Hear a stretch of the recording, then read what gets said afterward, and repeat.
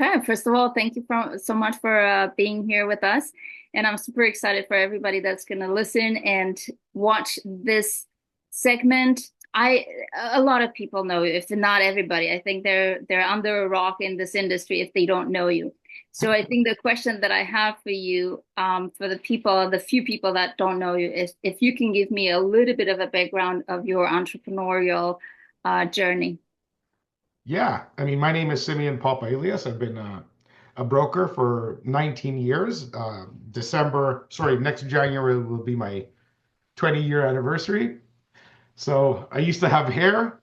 Yeah, you used to do it when you were five, eh? Yeah, but I've been in the real estate industry for 19 years. I'm an investor. I develop real estate, but more importantly, I sell real estate. I've sold um, probably about 5 billion worth of real estate in my career. Like me personally, I'm a commercial broker. I sell land, businesses, retail, commercial. But I have a team of about 40 agents, give or take, between 30 and 50 always. And we transact a lot of real estate, anywhere between 600 and 800 transactions a year, save and except the last couple of years that have been paralyzing, where we ended up with just over 300 the one year and just under 400 the next. But our typical volume is 600 to 800 transactions per year, and that's in the GTA. From entrepreneurship, I'm involved in a lot of businesses. I'm the founder of a prop tech called Broker's Playbook, which includes a podcast, two media companies, and a marketplace ecosystem for both agents to be able to increase their business. We've built proprietary training that's launching at Realtor Quest this year. So that's an investment focused realtor designation. It allows you to become a consultant and grow your business with a well-rounded intake methodology to set you apart to drive more value. On the consumer side, of course, again, we need to create a lot of transactions to feed our people. So we have a consumer-facing marketplace that we service as our own team, and any excess business development gets referred out to our partners in the business, our brothers and sisters, just like yourself, that are capable of taking the business on, that have the professional standards that we recognize.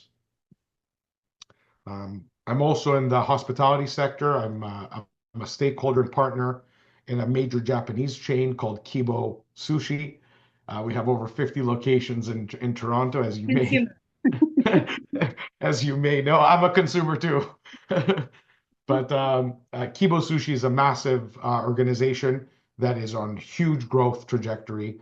We just did a deal to get into the MLSC, so we're going to be in Scotiabank Arena starting in September. We did a deal with University of Toronto, so we're going to be at Convocation Hall, right in the library there. And there's just so much exciting business happening and lots of development.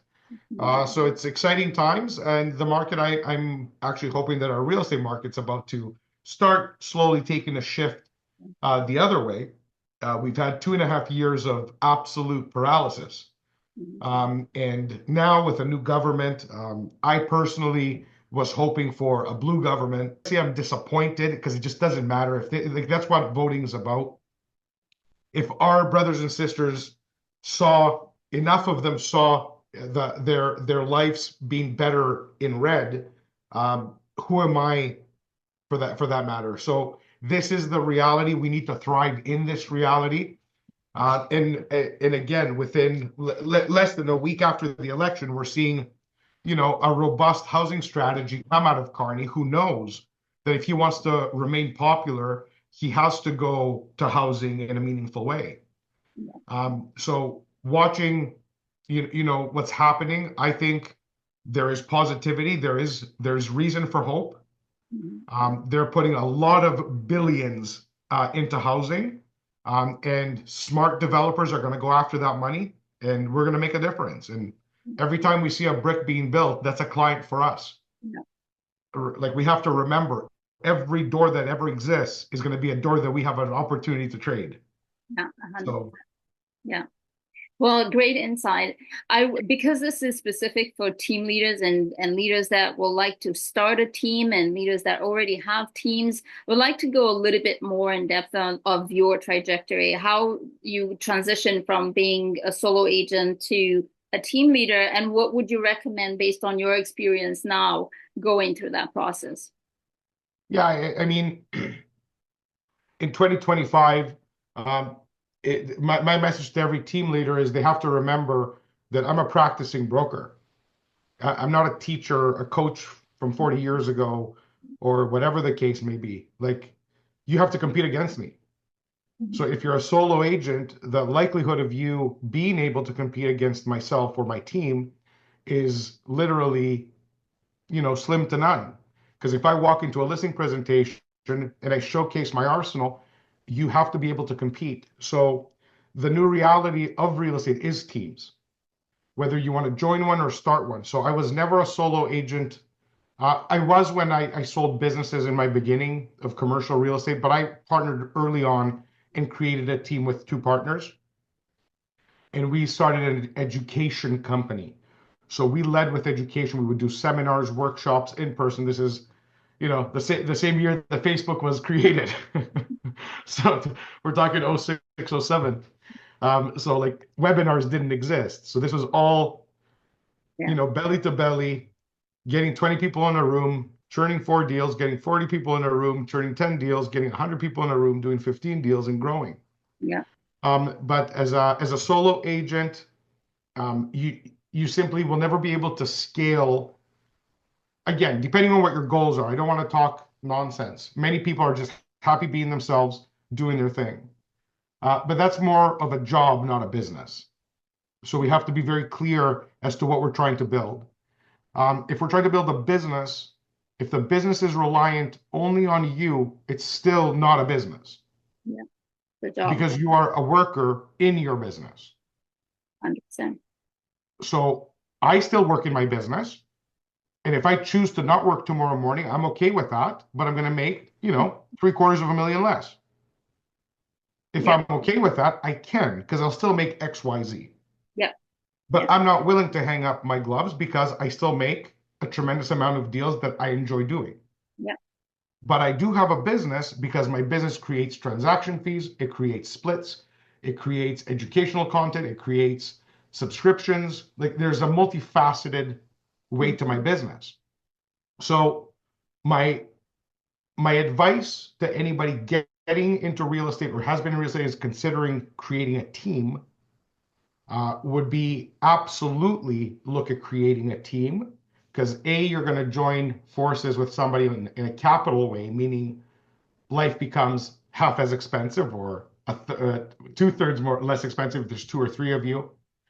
And as you slowly scale and that cash register is pumping, you can start making smart investments in scale using systems, using brokerages. I mean, like you're with a brokerage that has downlines. I'm with Royal LePage, for example. We don't have downlines. There's different business models yeah, for everyone. But there is so many ways to diversify your income, get the support you need, and create stable, secure businesses. yeah.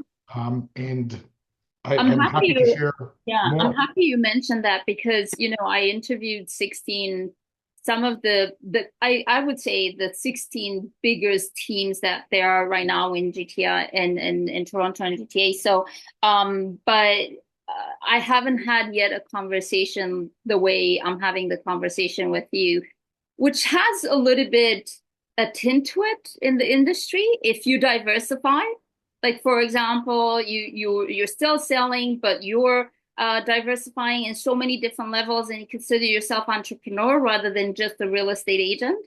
How do you manage the intake of the feedback from the industry? The fact that you're an entrepreneur, that hey, you're in the food industry, a hospitality industry, in sales, in commercial. How do you manage that feedback from not clients? Because clients seem to be very comfortable with someone who has the power of doing good business, regardless in which domain, but the industry feedback.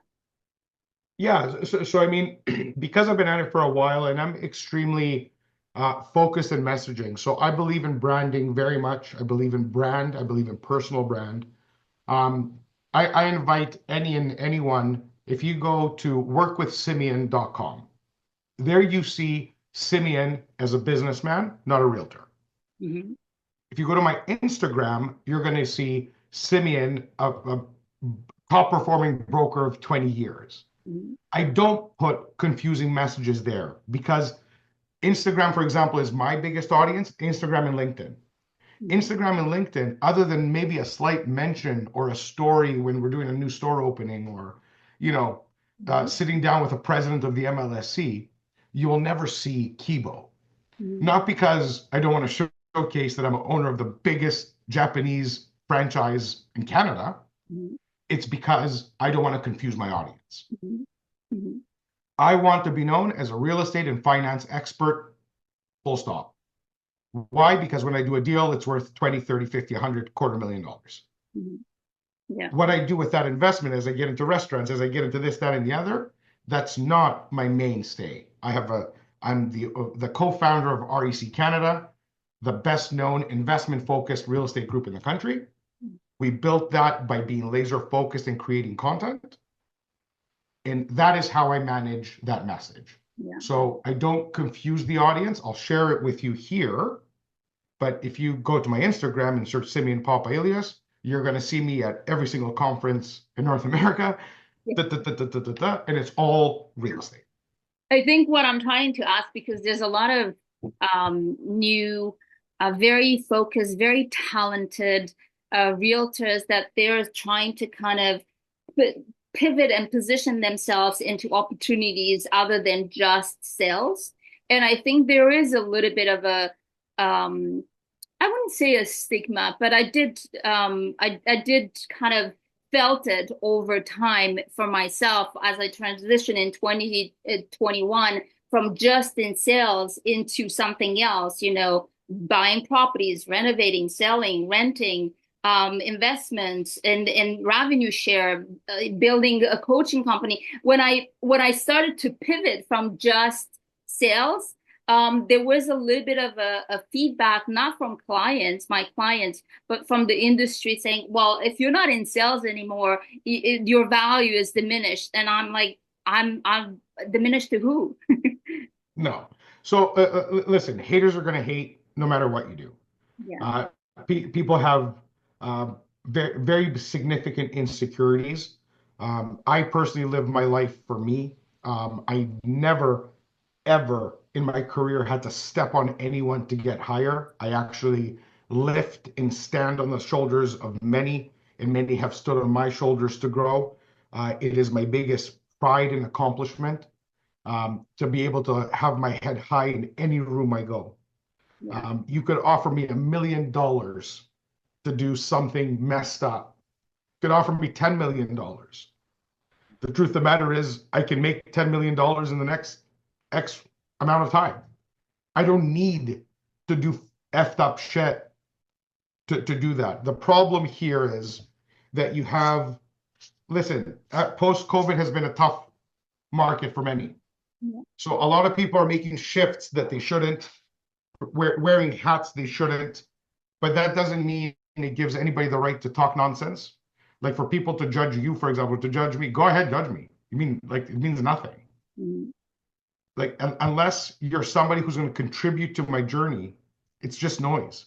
Yeah. If you're Absolutely. at like you called me and asked me, can you please contribute to my journey? Hmm. The answer is yes. Yes. And you're very I appreciated. Like I always, and you just made a comment that I think is worth it to point it out. That you did, stood there for others and contribute, and you've been a pillar for others to be able to build. And that's super important without judgment, without criticism, zero. yeah, everybody's journey is different and everybody's going in directions that are You beneficial never know for how much pain individual. someone's carrying. You Yeah. don't know where they come from. Like you've shared your story with me. That's a story. Yeah. If anybody knows my story, like I lost partners in the craziest of ways. Like I have had support from people like no one, as if I'm not going to help everyone that I can. If you respect me to call me and say, hey, I would love to have you, the answer is yes. Yeah. Why? Because you're a respectful human being that's looking to lead others into success. Yeah. The Yeah. people watching this are looking to get inspired or Yeah. learn something. Hopefully, what I'm saying is of value. It And is. anybody here watching, if you have a question, reach out. Yeah. Yeah. But if you want to say something mean, please don't. 100%. If you don't have something good to say, just don't. Keep your mouth shut. Keep your mouth shut. Do That's anything. all. That's Yeah, all. agreed. Okay, so let me ask you, what's the first hire that you recommend to someone who's contemplating and building a team, An assistant.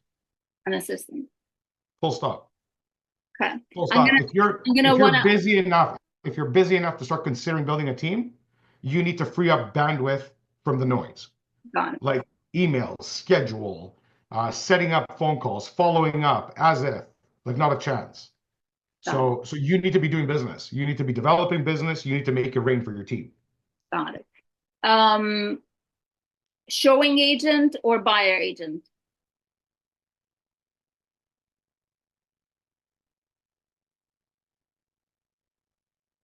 Buyer, like, what? How do you define the difference between a showing agent and a buyer agent? So a showing agent does not prepare paperwork. It's basically opens the door, has a license, opens the door Oh to no, buyer agent, buyer agent. buyer agent. Okay, Full stop. Yeah, buyer, yeah. like full And service buyer agent, buyer agent. 100%. They need to be able to take it from A to Z. You as a team leader need to be able to consult the client to make sure the client is feeling comfortable at all times.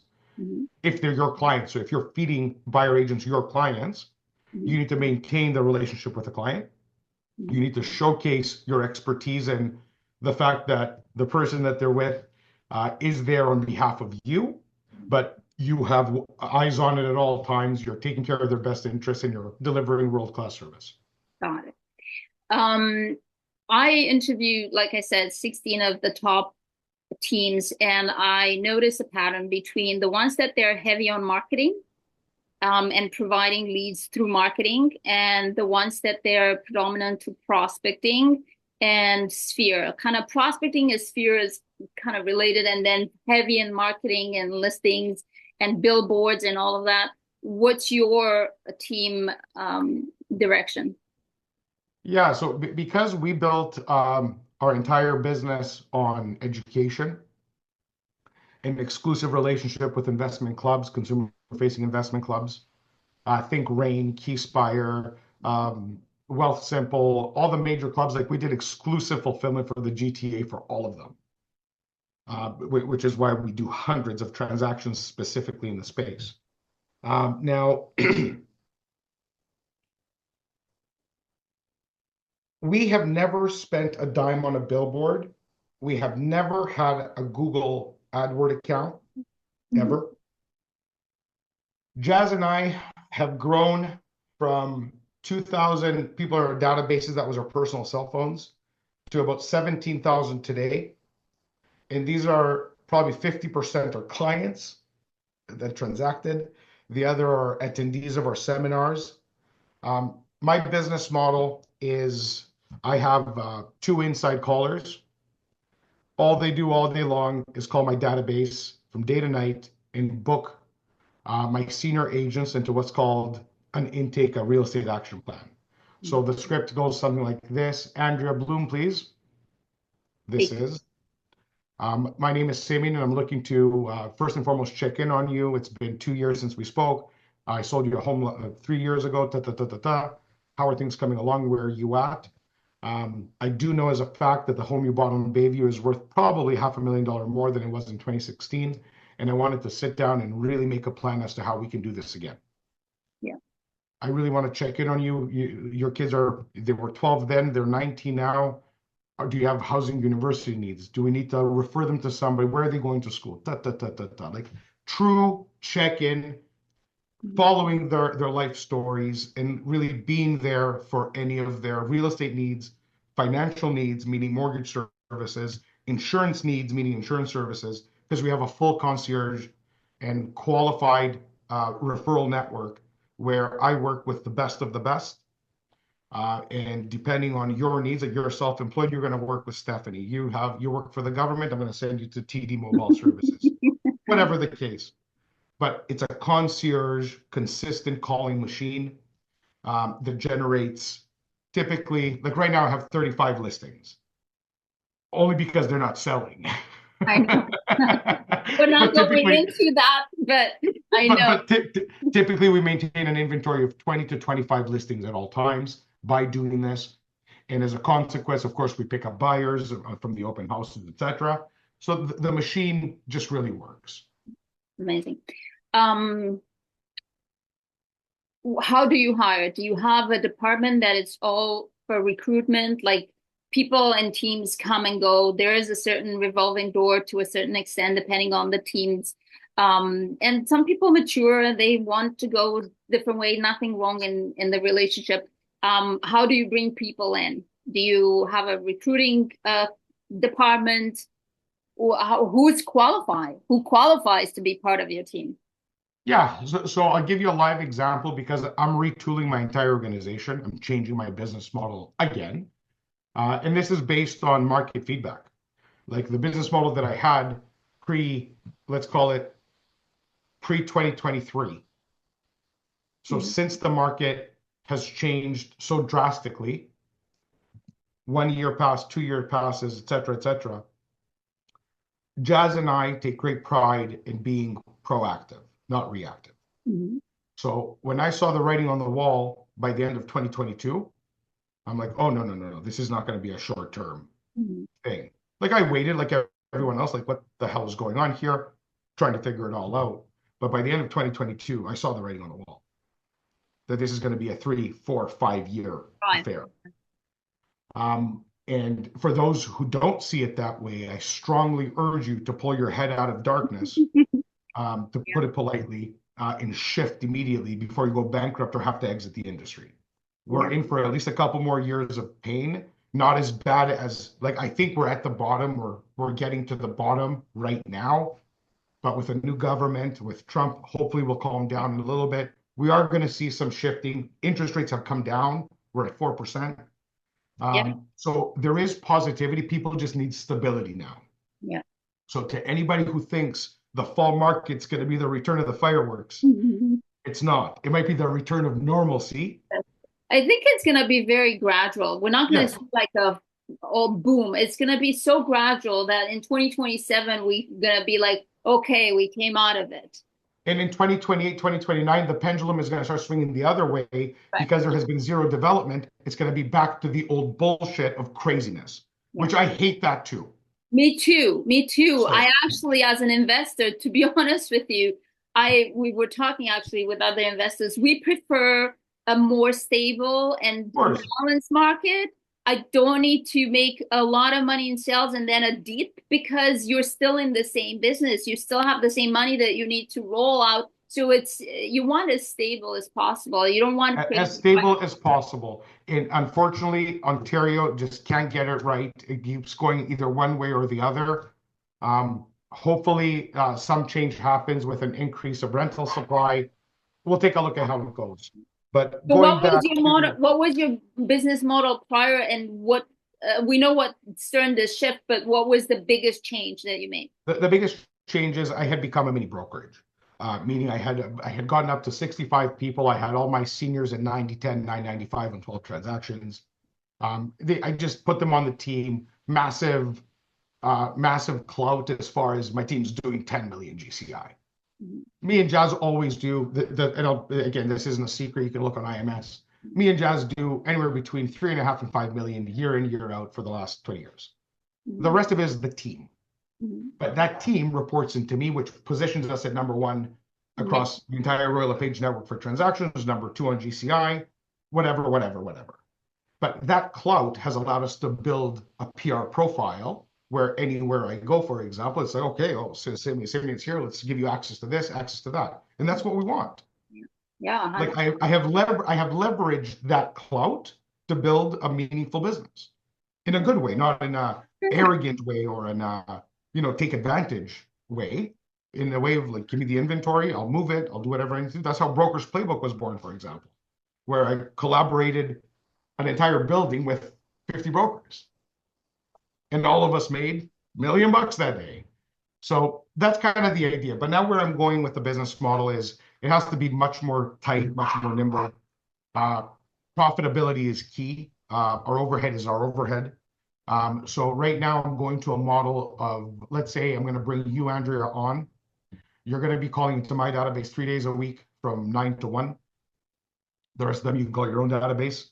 I expect you to do at least 20 deals at a 50-50 basis on my deals, minimum.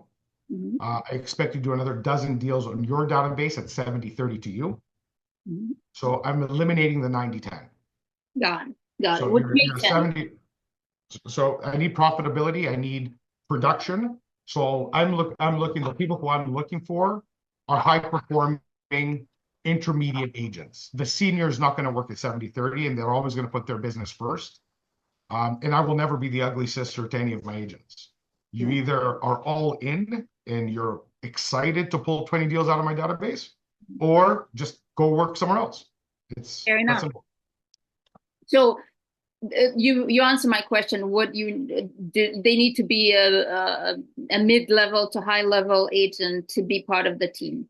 High performing intermediate. So think 4 to 7 years in the business, and sick and tired of having to hit the wall to find business.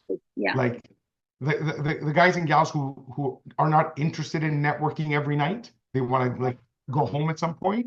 Mhm. Not everybody's as crazy as us, for example, Yeah. that want to work 18 hours a day.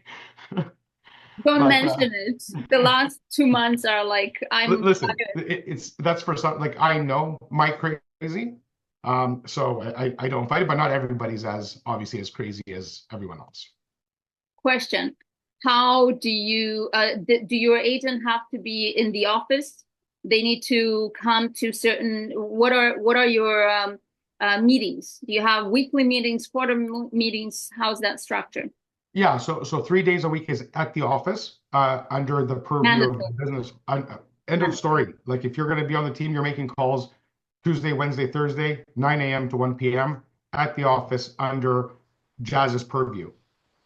Jazz has made his entire brand surrounding being the guru of phone calls. I love So, this. Do you know, I spoke, like I said, with 16 team leaders. Everybody's saying the same thing, calls, calls, calls. But if oh, you say that on social media, pick up the phone. Everybody's like, what? I thought I'm going to dance. No, you're going to pick up the phone. Pick up the phone. 50 it, contacts, 100 contacts a day. If that's how you do this business. listen, Andrea, make 20 calls a day. Make 20 calls a day every single day, and tell me you're not going to do 400K this year. 50 contacts. I used to. From But 20 I'm saying even until if they do 20, I know. But I feel but every because the day. market, I feel because the market has adjusted so much, and it's almost like you need to double down on your activities to have the same result. I feel like the 25 that we used to do when I used to be in production, it's not doing it anymore. You need to No. go for the 50. If you really want to make that 500,000, you need to go for the 50. Oh, Um, for a $500,000, you definitely have to do 50. yeah, yeah, But like I'm talking, the average production of our agents probably around a quarter mil, and you need to do again. You're 4 hours. It's 10 calls an hour. yeah, You yeah, know, 10 connections for the day. That's yeah, 4 hours of meaningful work. And when you start snowballing and following up, and this becomes a significant effort. yeah. So for those who think doing a TikTok dance is going to get you business, or you did a deal on TikTok, you did a deal on Instagram. If I look at my DMs, there's literally 1,000 unreads. And ask me if I care if I missed a deal on Instagram. No, no, The absolutely. likelihood of that converting versus me hopping on a call. Are you crazy? I know. As if I'm going to spend time DMing someone, I would literally call them on Instagram.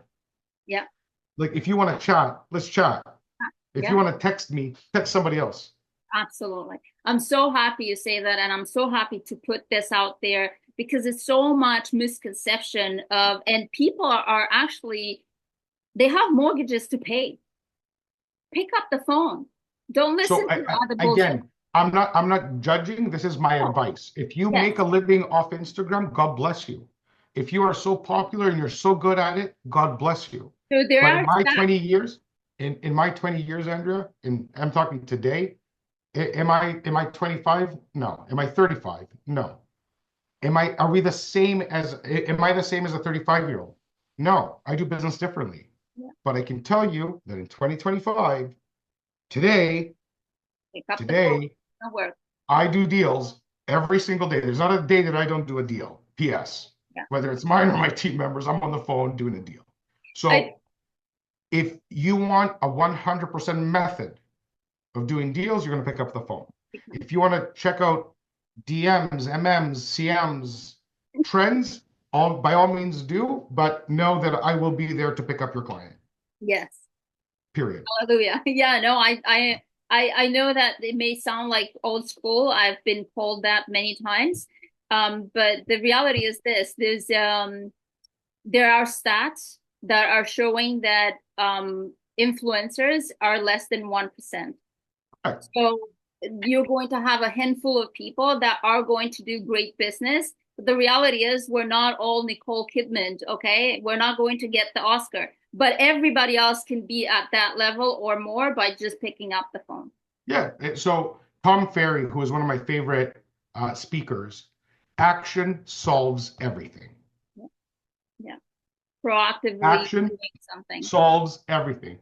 You want to sit around and look what other people are doing, copying them, helter-skelter strategies. If you simply create a hard content calendar where you're going to do your posts on social, the next 3 hours you're making calls, the next 2 hours you're following up, the next 3 hours you're showing property. That's your life. Do that for 30 days and tell me you didn't do 3, 4 deals. Three, I'll four be deals honest. here is 100 grand, guys. I know. I'll be honest with you. If I wasn't for me to come out of production and to scale in other areas, I would have continued with my cold calling and door knocking and my farming and not ever be on social media. There was no need for it. There was absolutely no need. Yes, you want to make it as a business card. Probably I would have kept it as a business card, but not for the purpose of prospecting. Yeah. Um, Let me ask you some questions on operation side. What CRM are you using? I'm on Bold Trail, which is the evolution of KV Core. Because of the size of my team and my specific needs, like we're a little bit different as a business because we do different things. We have our own instance of it, and we upgraded to the Bold Trail, which is an absolutely revolutionary CRM that I believe in very much. It's extremely strong for the resale agent, not so much for pre-construction. I would say Follow Up Boss probably edges them on that business vertical. But if you're in resale real estate, there's no better platform than Bold Trail, period. Beautiful. Okay. If a follow-up boss seems to come back over and over and over and over again with everybody. Because listen, Follow Up Boss is very simple, Yeah. but it doesn't like if you look into the features of this new version of KV Core called Bolt Trail, it's mind-boggling. Is it more complex? Yes. So if you like simple and you're in your ways, do you. Like the best CRM is the one you actually use. Yeah, 100%. But Bolt Trail is revolutionary for us because it creates reporting, automatic marketing, just lots and lots of great things, tons of AI plugged into it. Smart. It's well thought out. Got it. What other platforms are you using for communication with your team, like the admin portion, the agent portion? What other systems are you using? We're on Skyslope and Lone Wolf. The DocuSign for documents. We use BombBomb for video communication. My team is all on Slack. If I were to share my screen right now, you would see my entire getup. So I have my 3 different businesses are on 3 different channels, and then each one has its own stuff in it. And Slack is Bible to us. Everything's documented, project management, the whole thing. Got it. And as a ratio between number of agents, how in the team altogether, you're about 60 right now, and how many No, of that no, I brought it down to 35. 35? And how many are admin with license or without license? Just admin. They're just taking care of admin at 30 people, 35 I people. have I have all my admin done through the office, and they tailor their services to like to big teams. They really go Yeah, crazy with it. So I have my own admin, my own marketing, like within the organization. got it, So that whole thing works really well. The only staff we have is our inside callers. got it. So you Admin have and everything else is taken care of too. so you have two ISAs, you have three or four admin that's provided by your brokerage at this point, and then Oh, 35 sorry, and a leasing coordinator that's on salary as well. got it. Got it. Okay. It's a very lucrative way of organizing the team. If you're gonna have time to watch any of the other interviews, you will see how people actually organize their teams because it's important to. How do you maintain culture when you have a large number of people and with different personalities, different needs, different wants? I mean, culture is a heck of a thing, right? Culture can be compromised quite easily with a specific person coming in that's wrong for the team and they're a cancer. We nip that crap in the butt right away. We don't play games with that. Our culture is golden to us, and we're um, slow to hire, fast to fire. And we try to be very watchful as to personality traits. Um, I'm not going to take it down to disc profiling, like we don't go that deep on it. But when I bring somebody in, like again, after 20 years in business, you're most of us are pretty good judges of character because we're such social humans. Like I know what somebody's about 5 minutes into it, like from the Conversation. way they speak, the way they move, the way they like you have to use your prejudicial sensors to be able to make decisions quickly. We protect our culture with regular meetings, regular outings, um, generosity, which breeds reciprocity. Um, I've never had, I've never allowed my agent to buy me lunch. Never. I have bought thousands of lunches, and my business is the business that food built. Yes. Yeah. That's what I do. I take people for lunch. I take people for dinner, which means after you do this once, twice, three times, these people want to give something back to you. Of course. Yeah. And that's what I like. I like to be in a position where people are holding me up, not trying to push me to the side. What's the onboarding process once you decide on someone that's a good fit? What's the onboarding process? We have an entire SOP, standard operating procedures for everything at this point. First and foremost, let's say I meet you, you want to join the team. I have you fill out a single form that goes directly to the office, directly to every single department that has a mandate. When they see this, they create a business card, a signature, an email. Like everything is pretty much on auto. Mhm. As far as their journey is concerned, they're going to spend the next, 10 days during doing a online training that we built that takes them through their CRM, that takes them through the expectations of the team, any and all things. And of course, reporting back once a day, how did you do today? Are you feeling comfortable? Did you meet two new agents on the team today? Mhm. Did you call them specifically? Like if Andrea's on the team and she's been with me for 10 years, you need to know her. Mhm. Why? Because she's influential around here. Mhm. Like she gets, 30% of our listings because she's a freaking closer. Yeah. Maybe you should ask her to do an open house for her and learn something from her. Yeah. Like I'm not a fair, like sorry, I'm not a equal person. Well, yeah. I'm fair. So like Yeah. for you to get You have leads to for me, perform. oh, like You have to prove yourself. 100%. And people are like, well, that's not fair. Like the old people can get their own business. I was like, no, no, no. That's my business and I need it closed. Yeah. That's You give my it to my children that you can maybe hear right now depend on it. yeah, yeah, fair enough. How do you deal with that? Because there's an expectation when you are at the level of being a team leader, you understand these maneuvers that for some people in the team may look unfair.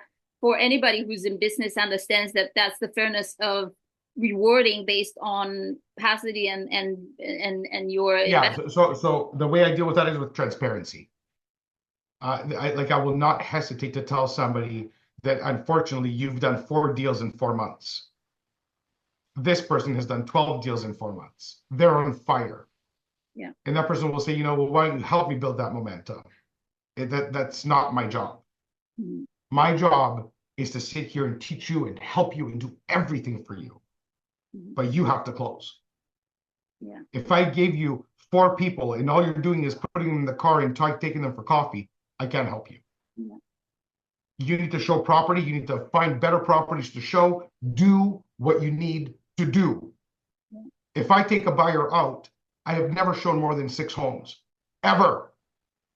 Not Yeah. that I have a long residential resume, but like I know what my client wants because I asked them to death. Yeah. Why in the world would I show properties that don't work? Because Why would I allow the they client really, to pick properties? yeah. I don't. If the client says, I want to see this and it's outside of the scope of what they told me, I'm going to question them. What are we doing here? 100%. But people don't have that strength, because when you don't generate, you tolerate what the client is telling you, what the client is throwing at you. So it's No, but that's what this recording is for. So to somebody who suffers that fate right now, you know who you are. This isn't an insult. yeah. If that's where you're at in your career, you have a choice to make. You can continue doing the same thing and getting the same result, or you can pick up the phone, start breaking through your comfort zone. Yeah. Yeah. All of us had to do it. Nobody was born brash, and I'm not being arrogant, but I'll question my client's intention. If he says he told me it's $1 million and he wants to see a $2 million home, I'm going to say, how is that possible? Is it Is there something I something don't know? big? Yes. No, is there something I don't know? Because I wasted 3 hours last night looking at $1 million homes, which is a competitive zone, where $2 million we can go make an offer right now and get it. Yeah. Yeah. Is there something you didn't tell me? Or do you want a chauffeur to show you a home for fun? Yeah. Because Yeah. that's not me. You could take your wife and go there on the weekend. Yes. I Yeah. have kids to look after if I'm not with you. Yeah. So it is a matter of respecting. Listen, you don't do it like that. Nobody speaks like that. Of course. But you do But it that's with the idea. tact. Yes, of Yeah. course. Speak with tact, but be 100% intentional in everything you do. That is the only way to grow. So I want to be mindful of your time. There's a question that I ask everyone, and it's a question that if you need a little bit of time, think about it. But it brought a lot of good answers. You've been in so many stages, on podcasts, on webinars, trainings, and I'm sure a lot of people asked you a lot of questions. But it must be one question that when you receive it, you thought, oh gosh, that was a really smart question. And it also stirred a really good answer. What's that question? We want to know. And take your time to think about it. Um, I don't know about if it's a market related question. I really enjoy authentic stories in knowing, like, I've asked you about your personal story before because I wanted to know. I want to know how somebody who's doing this right now, where did they come from? Why are they doing it? How did they get there? So when people ask me about my origin stories, it's actually, I like it to the point where my flagship keynote that I delivered for the very first time at the Unite conference in Charleston last week, that's where I was, is my personal story of in real estate, like how we got here, where we started and how we got here. And I'm talking about being 10 years old in Greece, Mhm. uh, where my dad caught me stealing. Like that's how it all started. Yeah. Like so, I the best questions for me are personal, because I believe people, especially now more than ever, because of social media being as big as it is, Mhm. pretend more than they ever have. Mhm. They lie more than they ever had. And the only reason they do is not because they like lying, it's because they feel they need to compete with someone else, the keeping up with that whole thing. So I personally am a very big fan of authenticity. I'm a very big fan of truth. I believe that people enjoy that from me. And I believe that in turn, uh, again, going to my DMs, you're going to see 1,000 messages saying, I've never told this to anyone, but I want you to know that that story that you said hit me because that happened to me. Mhm. That's my favorite part of all of it. And that also just coincides with doing more business because if that's a realtor, that means they like you. And chances are when after they share with you, you like them. Mhm. Chances are you're going to work together Yeah. on something. Yeah. Maybe they're going to open a door for you down the street. Maybe they work at a sales center and they do you that favor. I don't know what it is, but my life has always been lucky and Yeah. blessed. And that's because if you do enough good, people do good back. So that's my favorite type of question. I don't have one specific one, but So going let me into ask you. personal is my So let me ask you, if I were to to ask you the question that you just formulated, that it's a personal question. How do you define success? You're at an age that you've been around the block a lot in personal and professional. How do you okay. define So success? that's one of my favorite questions. That's a great question because you're asking me for my personal opinion. Um, Success is defined in my genuine opinion with fulfillment. How I feel about my relationship with my children, with my family, with my staff, with my brothers and sisters, my colleagues. Relationships are fulfilling to me. Relationships breed business. Business breeds money. Money breeds freedom. Just the entire cycle, but it all starts with fulfillment. And I am extremely, my cup's full. Like I am very grateful. I wake up grateful. I remind myself to be grateful for the moments that I don't feel it. Yeah. I look up at the sky. Today was like I was on the 401 in massive traffic coming home to get on this call. And as angry as the 401 can make me, I look up and the sun is shining. And I'm talking to a client and he goes, "Hey, how you doing?" I was like, "Well, I'm on the 401, but the sun is shining." Yeah. Yeah. What is worth getting angry about? Nothing.